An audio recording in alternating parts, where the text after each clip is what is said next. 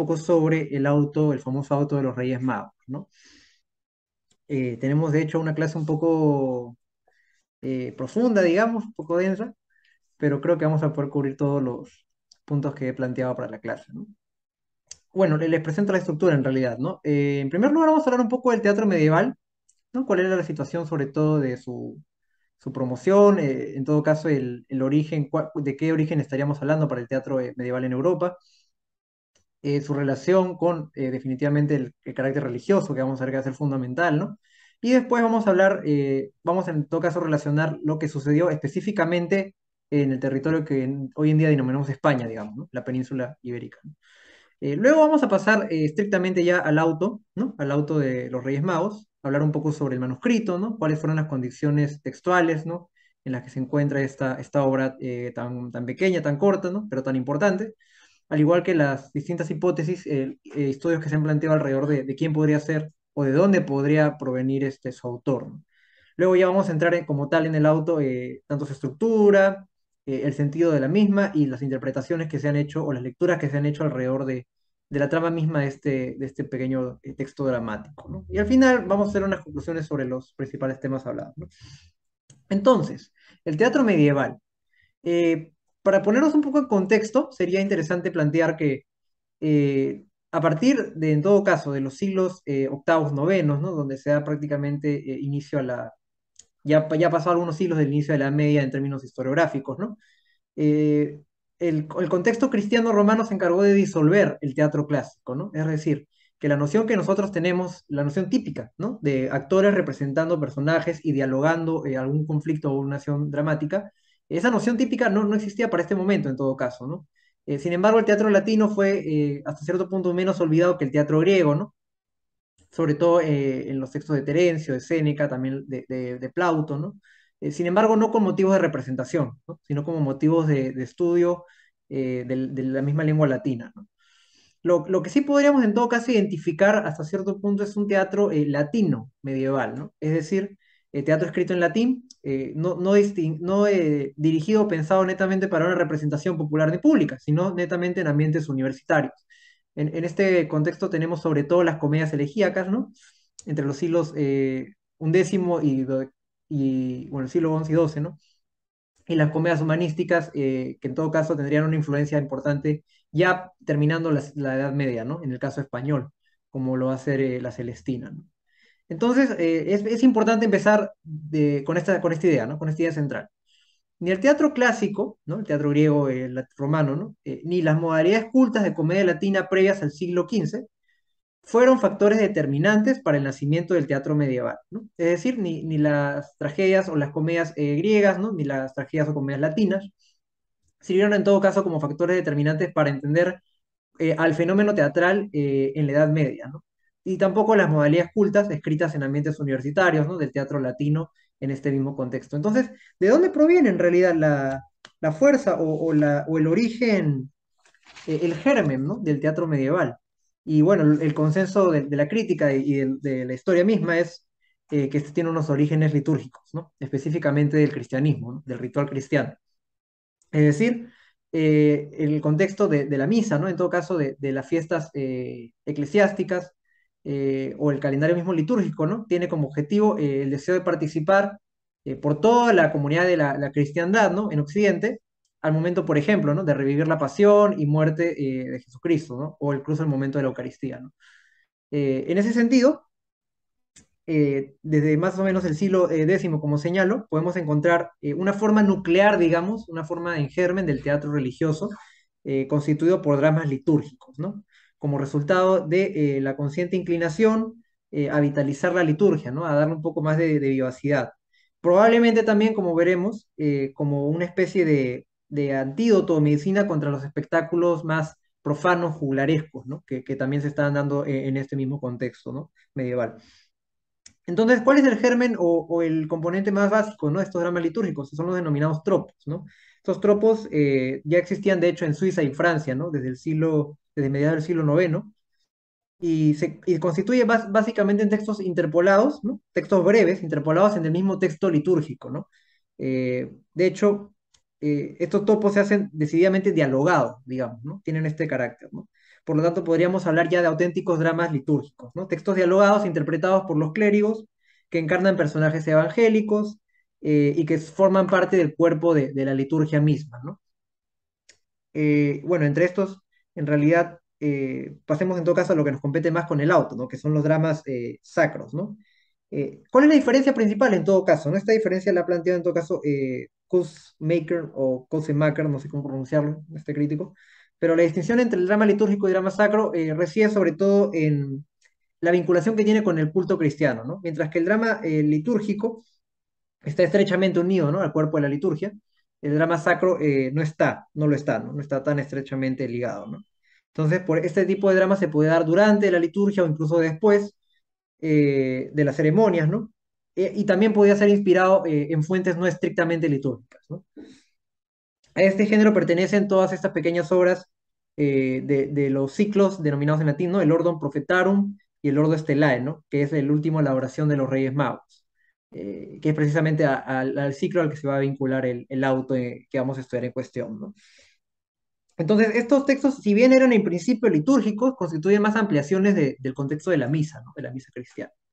Ahora, también tenemos dramas consagrados a los santos a partir del siglo XII, sobre todo, ¿no? Los santos preferidos eran San Nicolás, ¿no? Muy asociado al ciclo de la Natividad, también otros santos como San Pablo y Santa Catalina, ¿no?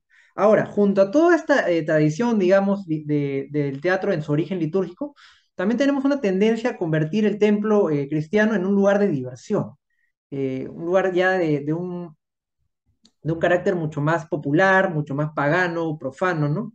Que era inherente a la época y al contexto europeo, ¿no? Tenemos, por lo tanto, manifestaciones profanas, cómicas dentro del mismo templo, que fueron definitivamente en determinado momento sancionadas, ¿no? Y también prohibidas. De hecho, es muy interesante que los elementos, o en todo caso los dramas litúrgicos en lengua vulgar o vernacular, ¿no? Como podría ser uno de esos el auto, ¿no? El auto de los Reyes Magos, tengan el objetivo precisamente de canalizar esta fuerza vital desmesurada, ¿no? De lo profano o de lo cómico, lo pagano, ¿no? Los rezagos de lo pagano en la cultura europea. De esta manera se pueden canalizar, como mencioné, ¿no? Los excesos de los fieles, ya que al fin y al cabo la liturgia y el latín no era una lengua popular como tal, ¿no? También si sumamos en todo caso a la presencia de los juglares, que vamos a ver, que se ha descartado en todo caso como un origen posible del teatro medieval, ¿no? Más por su tendencia a los poemas épicos y líricos y no tener una vinculación a una colectividad, a una estructura institucional como un teatro litúrgico, ¿no? Ok, entonces, ¿qué sucede en España? ¿No? Porque todo lo que me estoy refiriendo, al menos hasta ahora, es vinculado sobre todo a Occidente en general, ¿no? Sobre todo al componente no español, digamos, ¿no? Entonces, ¿qué es lo que sucedía en España mientras tanto? ¿Es posible hablar de un teatro medieval castellano? ¿No? Esta es una gran pregunta que se ha realizado a lo largo de toda la historia, ¿no? Sobre todo a partir del descubrimiento del auto de los Reyes Magos. Este, definitivamente la evidencia, ¿no? Recuerden que nosotros siempre trabajamos en este contexto a partir de los manuscritos encontrados, de las referencias a textos que quizás no tengamos evidencias, pero sí hayan sido aludidos tanto en la Edad Media como quizás en los siglos XV, XVI en adelante, ¿no? Sin embargo, lo que nos da la evidencia es que es incomparablemente mayor la dramaturgia litúrgica en Cataluña, Valencia y Baleares, ¿no? Es decir, en el este de la península ibérica, sobre todo por la gran labor, en todo caso, del monasterio de Ripoll, ¿no? Como gran difusor de estos tropos, ¿no? De este teatro, de este drama litúrgico, ¿no? Sin embargo, y bueno, una de las causas quizás de que en Castilla, ¿no? O en la parte más central de la península, ¿no? No se encuentre, en todo caso, evidencia muy fuerte de un teatro consolidado en términos religiosos castellanos, ¿no? Se deba quizás, como ha señalado el crítico canadiense Donovan, a la tardía introducción del rito romano en Castilla, ¿no? Recién para el año de 1080 aproximadamente, ¿no? Y sobre todo por el contexto de Reconquista, ¿no? Recordemos también que fue una reincorporación del rito romano paulatina, ¿no? Ahora, el tropo más antiguo que se ha encontrado en castellano, digamos, ¿no? En romance vulgar, ¿no? Data de fines del siglo XI, pero además de este tropo, en todo caso, no hay una cosecha muy rica de textos, ¿no? Es decir, si hay algún texto de evidencia fórmulas primitivas o arcaicas para este momento, ¿no? Y procedentes sobre todo de los centros de difusión en Francia o áreas catalanas, algo que va a ser fundamental para el auto de los Reyes Magos, ¿no? Bueno, en todo caso, lo que se ha señalado de manera paradigmática, ¿no? Es que entre el auto de los Reyes Magos y los esbozos dramáticos de Gómez Manrique, ¿no? Otro intento de texto dramático, en todo caso, a inicio del siglo XV, ¿no? Imagínense la cantidad de tiempo que vamos a ver la distancia, ¿no? Demuestra en todo caso que hay una escasez de documentos o evidencia y que no nos permiten hablar de una tradición teatral castellana medieval, ¿no? Pero ¿qué sucede con el auto de los Reyes Magos, ¿no? ¿De dónde aparece este textito, ¿no? Porque si bien el auto es por primera vez referenciado en un manuscrito tardío, ¿no? Ya en el siglo XVIII, ¿no? 1765. En este manuscrito se hace referencia a este auto y a dos ceremonias más de carácter dramático también vinculadas a la religión, ¿no?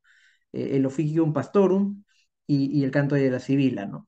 Ahora, el auto de los Reyes Magos es considerado en todo caso el primer drama sacro en romance, y de ahí la gran importancia que tiene como quizás origen del teatro en España, ¿no? Del teatro como se concede de manera tradicional, ¿no? Ahora, este auto, evidentemente, como lo señala el título que se le ha denominado y el tema, sobre todo, ¿no? El tema y los personajes, pertenece al ciclo del Ordo Estelae, ¿no? Que es precisamente el ciclo de la oración de los Reyes Magos y el momento de la Epifanía, a la oración del nacimiento de Cristo, ¿no? Del nuevo rey de Reyes, como se diría, ¿no? Sin embargo, a pesar de pertenecer a este ciclo, presenta unas diferencias sólidas frente a otros de este ciclo, como vamos a observar en unos momentos, ¿no? Digamos que en términos estructurales, las obras que pertenecen o los dramas sacros que pertenecen a este ciclo, digamos en otras regiones, suelen concluir con la oración al recién nacido, ¿no? E iniciar en todo caso, el reconocimiento y la interpretación de esta estrella que aparece en el cielo, ¿no? Según la tradición, ¿no? Entonces, este auto aparece en un códice, ¿no? Que está actualmente conservado en la Biblioteca Nacional de España, ¿no? Y es un códice que contiene principalmente glosas a las lamentaciones de Jeremías, ¿no? Otro personaje muy importante en el Antiguo Testamento. Y quizás lo más interesante es que, bueno, una hipótesis también que se ha planteado, ¿no? Es la presencia del auto, ¿no? En las últimas páginas de este códice, por la mención misma que se hace por parte de uno de los Reyes Magos, ¿no? A Jeremías, ¿no? Entonces, probablemente el que ha intentado insertar o injertar al auto en este códice lo haya hecho en virtud de esa cercanía, ¿no? Y bueno, como señalé antes, ¿no? Amador de los Ríos ha señalado que probablemente estemos ante la primera página del teatro español, ¿no? O el teatro castellano. Como pueden ver, está todo establecido en prosa, ¿no? No hay una división, es decir, sí hay una estructura métrica, pero no hay una división, una estructura delimitada ya desde el manuscrito, lo cual ha significado una cantidad de problemas para su lectura y su interpretación y su correcta estructuración, ¿no? Recordemos nuevamente la importancia de la cultura manuscrita, ¿no? No tenemos nada de imprenta en este momento. Entonces, pasemos a hablar de las cuestiones del manuscrito y el autor como tal, ¿no? Fue descubierto en realidad, ¿no? Por Felipe Fernández Vallejo, ¿no? Un arzobispo en Toledo en las últimas décadas del siglo XVIII, pero fue, digamos, publicado de manera oficial por primera vez por Amador de los Ríos, ¿no? De quien ya hemos hablado en otros momentos del curso, ¿no? Más o menos entre los años 1863 y 65, ¿no? Y la edición que se ha remitido de manera paradigmática, ¿no? Hasta ahora incluso es la edición que realizó Menéndez Pidal, ¿no? Ahora, la fecha de composición aproximada que le dan los críticos, sobre todo partiendo de Menéndez Pidal, es aproximadamente a mediados del siglo XII, ¿no? Digamos, entre los años 1100, 1150 atrás, más o menos, ¿no? Atrás o adelante. Por lo tanto, se ve la premura y la importancia de destacar la existencia de este texto tan breve, dramático, como, como una de las poca evidencia que tenemos de un drama sacro o de teatro medieval en Castilla, ¿no? O en todo caso en el centro de la península. Y como podemos observar, en el manuscrito este texto no tiene ningún título. Entonces ustedes se preguntarán, ¿de dónde viene esto de auto, de los Reyes Magos, ¿no? ¿Por qué no se puede decir misterio, como era una categoría o un subgénero importante en el teatro religioso en Francia, por ejemplo, o incluso representación, ¿no? De hecho, ha habido toda una discusión en torno al título, ¿no? De hecho, Menéndez Pidal, quien le da el título de auto, pero luego lo denomina misterio.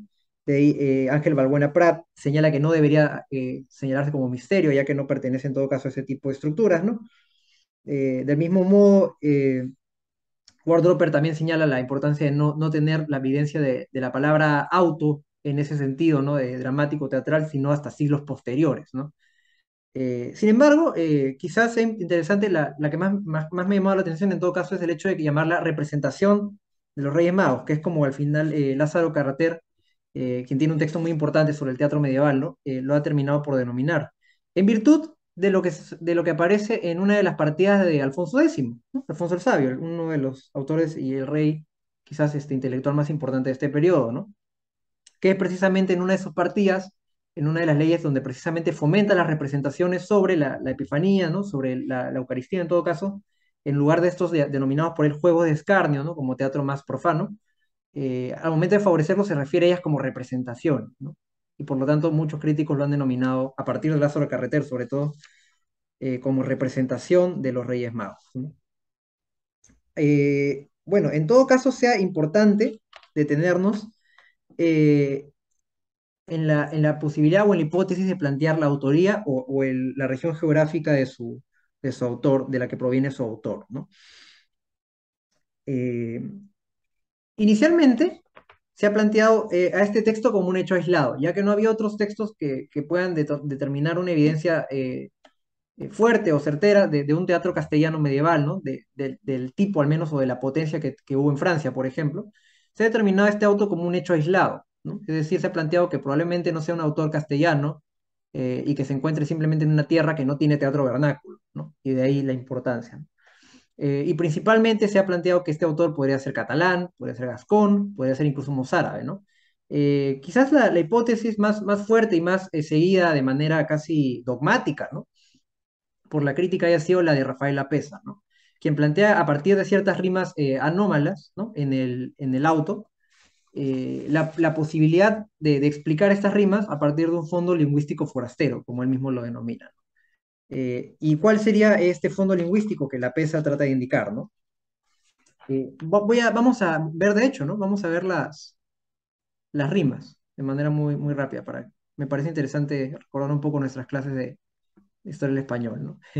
Bueno, en todo caso, Rafael Lapesa señala que el problema está en las rimas de estos versos, ¿no? Nacido es Dios por ver de fembra y en aquest mes de december, ¿no? Entonces la rima en fembra y december. Luego, ¿no? Eso es en los versos 15 y 16. Pasamos a los versos 38 a 41, ¿no?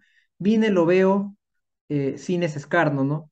Que un ovne es nacido de carne, ¿no? Escarno, carne, que es señor de todo el mundo, así como el silo es redondo, ¿no? Mundo redondo, ¿no? Otra rima anómala, ¿no? Y por último, en los versos 117 y 118, ¿no? Venga mío mayordo, cui míos haberes toma. Vamos a ver que esta es una de las rimas más problemáticas, quizás, ¿no? Entonces, lo que ha planteado la PESA para estas rimas, en todo caso, es que en realidad escarno o carne, por ejemplo, en los versos 38 y 39, necesitaríamos más que escarno, escarne, ¿no? O sin la inicial, ¿no? Escarne, ¿no? Formas que efectivamente no aparecen en el centro peninsular para este momento. Digamos que en una lengua donde se perdieron las vocales finales, sería más plausible plantear que scarn y carn es una rima irreprochable. Y es precisamente lo que ocurre en gascón, provenzal, catalán, ¿no? Por lo tanto, hay una conciencia de que en castellano, por parte del autor, lo que plantea la pesa, no necesitaba una vocal final, perdón, necesitaba una vocal final, mientras que en su lengua original no, ¿no? Por lo tanto, no acertó en qué vocal podría ser la indicada, ¿no? La O la E, ¿no? En posición final, escarno, carno. Lo mismo, ¿no? Con la rima anómala de sembre y fembra en los versos 15 y 16, ¿no? Donde se equipara la A y la E finales átonas, ¿no? Que en regiones catalanas se da esta igualación, nuevamente, ¿no? Otro rasgo lingüístico fonético también, ¿no? Que nos da a entender un poco del mismo desarrollo de las lenguas que provienen del latín vulgar, ¿no? Y del mismo modo, ¿no? Con mayordo y toma, ¿no? Probablemente hubiera sido mayordoma o mayordome, ¿no? Que no tendría mucho sentido, pero tomando en cuenta que es un autor que el castellano no es su lengua materna, ¿no? O el romance castellano, ¿no? Por lo tanto, se restringe el área geográfica, según la PESA, ¿no? El autor debería ser no provenzal, sino en todo caso gascón, ¿no? De hecho, bueno, voy a prescindir un poco de la rima mundo redondo para no entrar en discusiones muy de carácter de fonética, ¿no? Sin embargo, en resumen, lo que la PESA planteó es esto, ¿no? Los cuatro pareados anómalos encuentran aclaración si aceptamos el origen gascón o catalán, pero sobre todo gascón, del autor, ¿no? También plantea una posibilidad, ¿no? Si es un español arabizado, de repente hay una influencia del árabe, ¿no? Sin embargo, él aduce a que las jarchas, ya para ese momento estudiadas, muestran la vocal final atona conservada, ¿no? Y no hay inseguridades entre cuál vocal podría colocarse. Y también aduce al mismo tema de la obra, ¿no? Es un drama litúrgico europeo, ¿no? Lo que sí trata, en todo caso, de argumentar la PESA es la importancia de el hecho de la presencia franca en Toledo para este momento, ¿no? Y también lo importante de tener en cuenta que entre los siglos II y XIII, desde la Reconquista, incluso de más temprano ya la presencia de gascones, ¿no? Por lo tanto, la Catedral de Toledo es considerada como un foco cito, ¿no? Galicanización, ¿no? Como una fuente muy fuerte de gente franca. Franca se entiende obviamente catalanes, franceses del sur y el norte y otros extranjeros, ¿no? Por lo tanto, el auto estaría encuadrado en los hechos más representativos, además de la presencia musulmana, árabe, digamos, en la península, ¿no? De los hechos más representativos del siglo XII en centro-occidente España, ¿no? La asimilación de inmigrantes francos y la oleada europeísta que esto conlleva. Ahora, regresando a... Un momento, por favor. Regresando a la procedencia del autor, en todo caso, también hay un tema importante en si se puede tratar de un impacto mozárabe, que es lo que ha planteado en respuesta el crítico Solá Soler, ¿no? Aduciendo que la gran masa del pueblo para este momento, ¿no? Entre el siglo II y XIII era mozárabe, ¿no? Por lo tanto, la arabización era mucho más intensa en la presencia del romance castellano, ¿no? Planteando en todo caso a partir de la relación que hay en la diptongación, en la peculiar situación lingüística en la que estaba presente este momento, ¿no? La influencia de la fonética oriental, podrían determinar en todo caso que incluso en el vocabulario y en la sintaxis misma del auto, ¿no? Se podría plantear el impacto de la fonología árabe en el mozárabe como tal, ¿no? Y por lo tanto la influencia mozárabe en el autor o la proveniencia misma del autor. Y bueno, basta de discusiones fonéticas en todo caso. Pasemos a lo que nos compete un poco más. Obviamente no es gratuita la explicación que acabo de dar, ¿no? Va a ser muy importante ver la proveniencia en todo caso de la hipótesis de la posible región geográfica de la que proviene el autor, sobre todo por los temas que vamos a encontrar en el auto, ¿no? Bueno, el auto como tal, ya pasando a su estructura y sentido, presenta 147 versos, es una obra muy corta, ¿no? Y es de carácter polimétrico, ¿no? Tiene versos septasílabos, enesílabos y alejandrinos, ¿no? Versos de 7 sílabas métricas, 9 y 14, ¿no? Ahora, esto se ha atribuido incluso a una estructuración más importante, ¿no? Es decir, cierto tipo de versos se utilizan en determinados momentos del auto, ¿no? Es una de las hipótesis que ahí anotado el crítico Spinoza. Sin embargo, ya que vimos en el códice, ¿no? Que no presenta una estructura ya en parlamentos, en diálogos, es muy problemático la división que obtenemos, ¿no? ¿Qué parlamentos corresponde a qué reyes magos o a qué personajes? ¿Cuál es la estructura adecuada para entender esta obra, ¿no?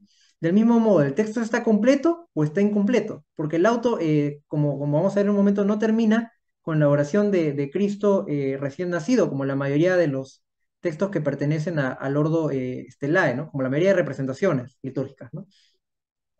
O sacras, ¿no? Sino que termina precisamente en la disputa, vamos a verlo mejor de una vez, ¿no? Entre los rabinos y el rey Herodes, ¿no? Entonces la estructura es más o menos la siguiente. En los versos iniciales tenemos a los Reyes Magos por separado, digamos, cada uno con un monólogo, ¿no? Y en estos monólogos principalmente vamos a encontrar dudas sobre si la presencia de esta estrella en el cielo tiene alguna implicancia importante o no sobre el nacimiento de alguien, ¿no? Según la profecía. Y luego de ciertas dudas, vamos a ver en distinto nivel cada rey mago, ¿no? Tiene estas dudas. Eh, Ocurre que en su peregrinaje, ¿no? Hacia esta estrella, se encuentran los Reyes Magos en el camino y se plantean sobre todo el motivo de su peregrinación para pasar a el planteamiento de los regalos, los famosos regalos, ¿no? Oro, incienso y mirra, ¿no? Y es precisamente un dato muy interesante y muy importante el hecho de que estos regalos van a ser ideas de uno de los Reyes Magos para comprobar si el recién nacido es un rey mortal, un rey celestial o un rey de ambos planos, digamos, ¿no? Eso va a ser muy importante. Aquí van a hacer esa idea de la prueba, ¿no? a partir de los regalos, que es propia del auto de los Reyes Magos, ¿no? Y que es influencia, vamos a ver, de los poemas narrativos franceses, ¿no? Y de los evangelios también apócrifos. Luego se produce una visita de los Reyes Magos al rey Herodes. Desde aquí no hay mucha diferencia con el texto bíblico, como vamos a ver, ¿no? Donde Herodes les va a preguntar cuál es el motivo de su viaje, ¿no? Precisamente la búsqueda de este nuevo rey, ¿no? Y Herodes expresa su desconcierto, por lo tanto llama a sus consejeros, a estos rabinos, ¿no? Estos jefes eclesiásticos judíos, y la obra termina de esta forma, ¿no? Con la disputa entre dos rabinos sobre la veracidad de la profecía cumplida o no. Y no termina con la oración de Cristo. Esto es algo que le ha dado un dolor de cabeza increíble a los críticos, ¿no? De hecho, la división entre, o sea, esta estructura se divide en determinados versos a partir de Menéndez Pidal, ¿no? Esto lo estoy tomando de Menéndez Pidal, para que vean más o menos cómo es esta estructura de este pequeño texto, ¿no? Ahora, eh, la fuente principal, en todo caso, del episodio de los Reyes Magos, la fuente oficial, digamos, es el Evangelio de San Mateo, ¿no? Está en el capítulo 2, en los versículos del 1 al 12, si tengo buena memoria.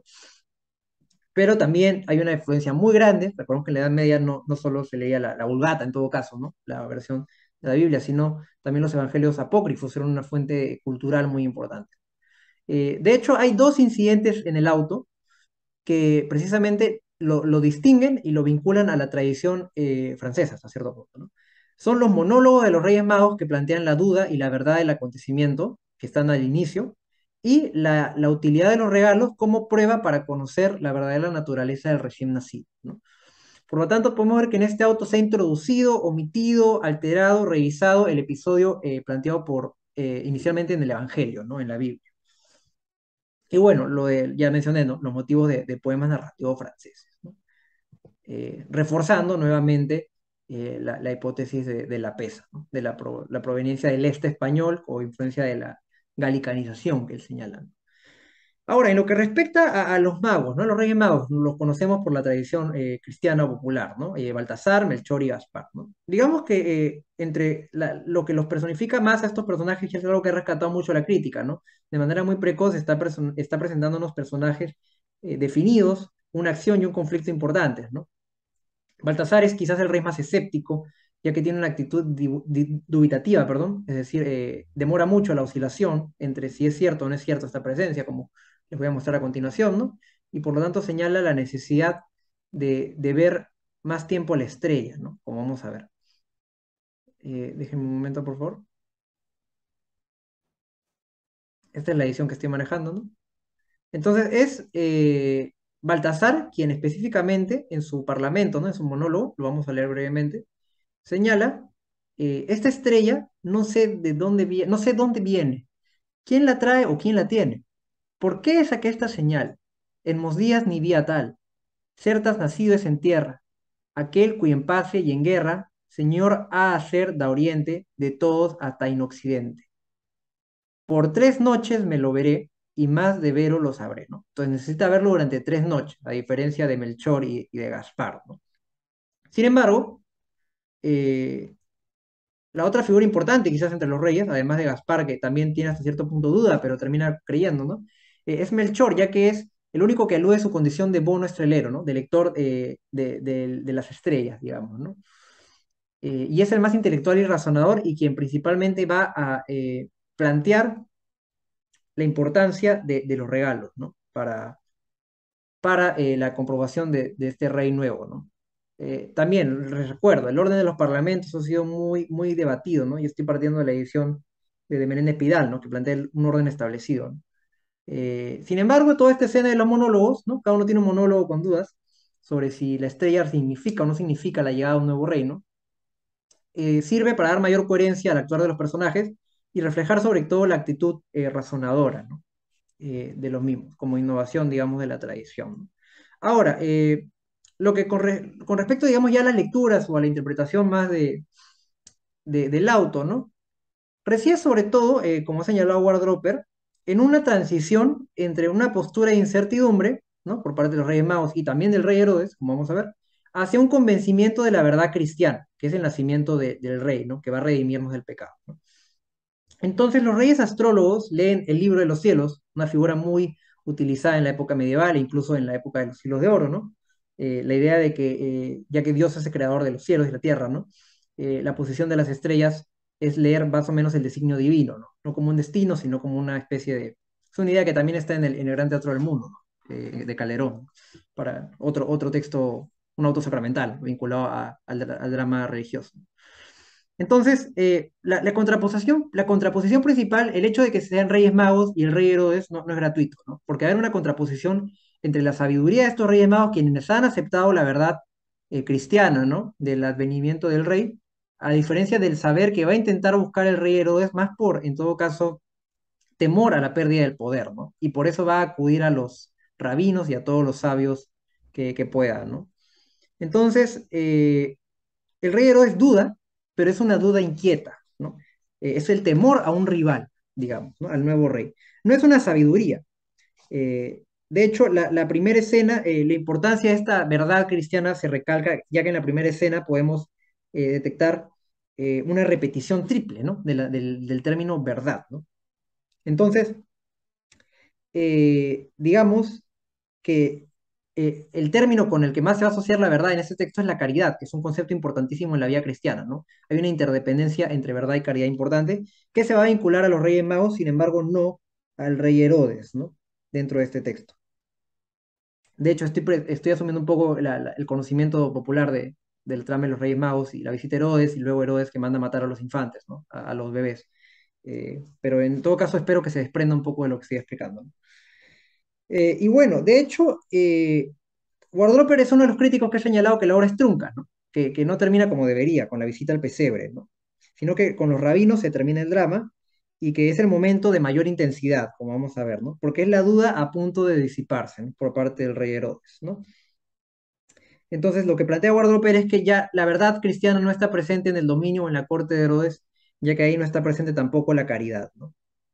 No hay un saber desinteresado. Esa es la idea central. Luego, otra lectura importante, ya más contextual, ¿no? Que ha planteado Alan Deyermond, es sobre todo la presencia de rasgos típicos en el auto de los Reyes Magos, rasgos del Renacimiento del siglo XII, que es un término que ha propuesto este crítico Haskins, ¿no? Sobre todo a una alusión de que quizás es un momento de una explosión cultural, intelectual, incluso en la misma España podemos verlo, ¿no? Las traducciones, la cultura árabes, cristiana, judía en contacto, ¿no? Entonces, lo que se plantea es que la disputa final que hay entre los rabinos, que la voy a explicar en un momento, ¿no? Y la misma constitución léxica del auto permite encontrar estos rasgos, ¿no? Las palabras más frecuentes que hay son verdad, ver, rey, saber, nacer. Entonces, el problema de la verdad, en consonancia con lo que señalaban antes, es central, ¿no? En el auto de los Reyes Magos. El valor de las pruebas que van a significar los regalos conlleva a esta problematización de lo que es la verdad, ¿no? Y bueno, relacionado, como les he señalado, ¿no?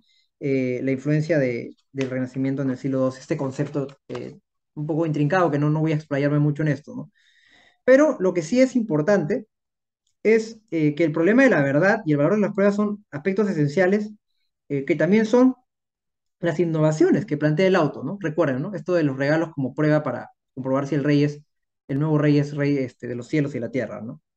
Y del mismo modo, la disputa entre los rabinos no va a dejar de ser crucial en este texto, ya que es otra innovación y es, según este autor, la escena final de la obra.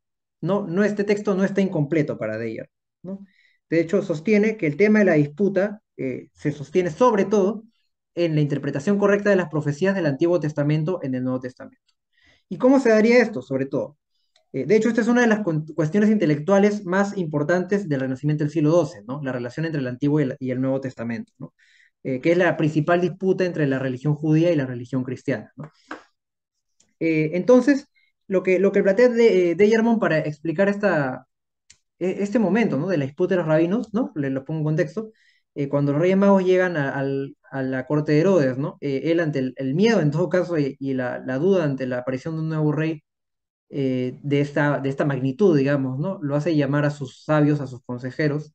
Tiene una estructura de corte medieval, digamos, ¿no? Esta corte de Herodes. Y los rabinos no acceden, en todo caso, a saber si lo que se dice es verdad o no, ¿no? Sobre si la profecía se ha cumplido o no. Pero hay dos rabinos, sobre todo, ¿no? El primer rabino va a ser mucho contraste con el segundo. Entonces lo que plantea de Guillermo es que aquí hay una relación con las tradiciones, disculpen, hay una relación con las tradiciones iconográficas de la época, ¿no? De hecho, se le solía representar a la cultura judía, en todo caso, como la sinagoga, ¿no? Este espacio de culto judío, ¿no? Pero en una representación visual, en este caso, en esta escultura le he puesto aquí, ¿no? Como una mujer de ojos vendados. Es precisamente una alegoría o una especie de simbolización por parte de los rabinos que están ciegos ante la revelación cristiana, ¿no? En contraposición a los Reyes Magos, que también se ve en la iconografía de la época, ¿no? La contraposición entre eclesia y sinagoga, ¿no? Eclesia específicamente representa la nueva iglesia cristiana, ¿no? Con el nacimiento de Cristo, ¿no? Sin embargo, la contraposición no termina ahí, ya que así como sinagoga es una mujer de ojos vendados, ¿no? Como se le representa así, también en este contexto había una representación de la tradición de la concordia, que es precisamente lo que va a permitir vincular al Antiguo Testamento con el Nuevo Testamento. Es decir, de hecho había en estos vitrales, ¿no? Algunas representaciones de Jesús quitándole la venda a la sinagoga, ¿no? Con una mano, y con la otra mano dándole a la iglesia, ¿no? Entonces, este segundo rabino, que precisamente le dice al primer rabino que no, vamos a verlo, de hecho, me parece muy importante ver el texto, es fundamental esta contraposición, ¿no? Entre los rabinos. Entonces, vemos que ante la pregunta de Herodes, el primer rabino dice, yo no hallo, no lo hallo escrito, ¿no? Y el rabino segundo dice, ¿cómo eres enartado? ¿Por qué eres rabí clamado? No entendés las profecías, las que nos dijo Jeremías, ¿no? Para mi ley no somos cerrados. ¿Por qué no somos acordados? ¿Por qué no decimos la verdad? Y el rabí, el primero dice, yo no lo sé, par caridad, ¿no? Porque no la vemos usada ni en vosotros bocas es hallada. Entonces, el Rabí segundo señala, ¿no? El conocimiento de las profecías, ¿no? Y una vinculación más cercana al cristianismo, a diferencia del primer rabino que simplemente no ve la verdad, ¿no? Ahora, eh, la clave del texto, vamos acercándonos un poco más a la clave del texto, y esto es, de hecho, el último tema que vamos a ver sobre el auto, ¿no? De hecho, hay muchos temas que he tratado de simplificar, pero espero que motive en todo caso la discusión, ¿no? Eh, y quizás la clave más importante o la que más rescato, además de la estructura misma, es la idea central de que el auto quizás no termine o no esté incompleto. Es decir, no falta una parte de adoración a los reyes, sino que el objetivo o la clave del auto, estoy en consonancia aquí con lo que plantea Gómez Moreno, ¿no? Es la presencia oculta del Antiguo Testamento en el auto de los Reyes Magos, es decir, en la Epifanía, un momento clave en el Nuevo Testamento, ¿no? Y que precisamente va a plantear el hecho de que no esté inacabado este texto. Entonces, así como la Biblia y los evangelios apócrifos son la fuente, ¿no? Primordial en la adoración a los Reyes Magos, ¿no?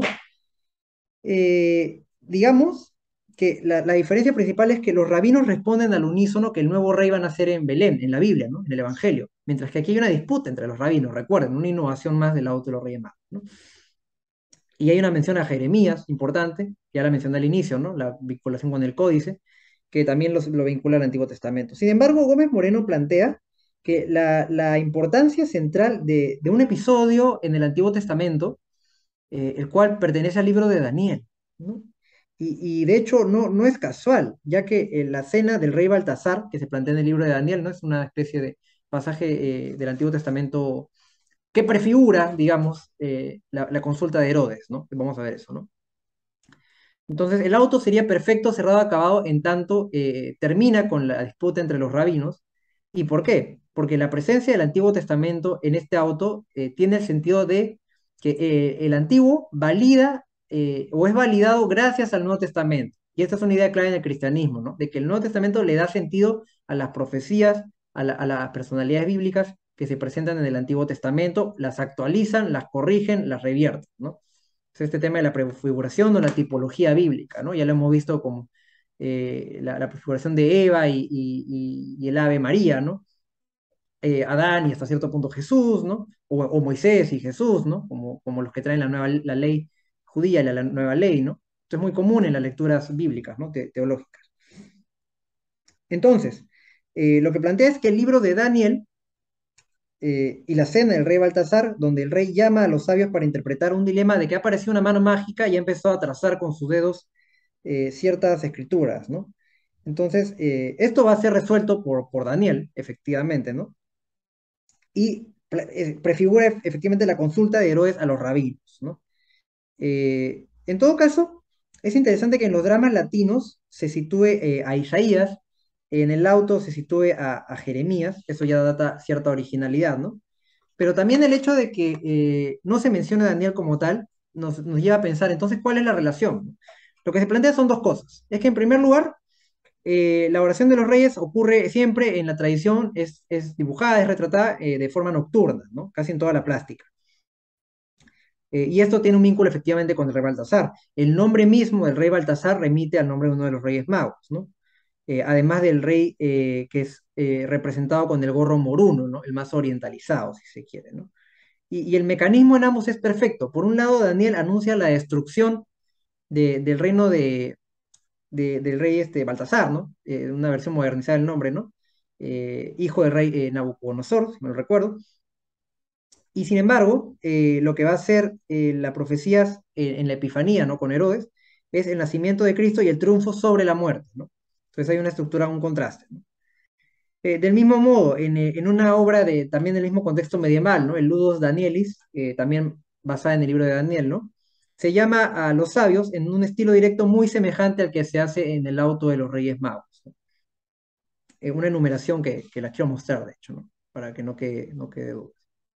Cuando Herodes llama a los reyes, a los sabios, perdón, hace una enumeración muy interesante, ¿no? Aquí está.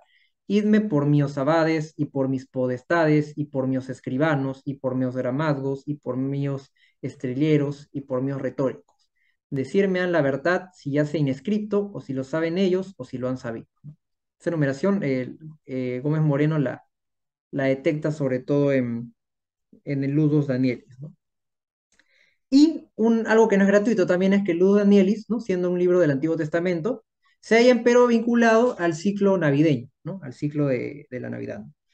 Y de hecho también se recogió en un manuscrito vinculado al nacimiento de Cristo.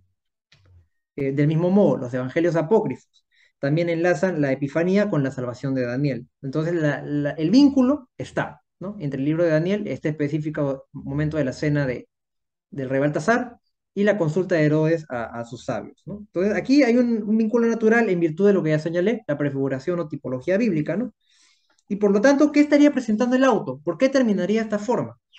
Porque el auto está presentando, como señalé, la validación del Antiguo Testamento gracias al Nuevo, ¿no?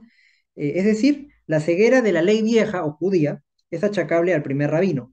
Y en cambio, el nuevo reino, ¿no? Cristo, digamos, o en todo caso, el segundo rabino, ¿no? Que sería un nuevo Daniel hasta cierto punto, presenta un camino único y recto de la nueva ley. Entonces se exalta o se sublima la ley nueva sin la que la ley vieja carece de sentido, ¿no? Es básico para la interpretación de la fe cristiana, ¿no?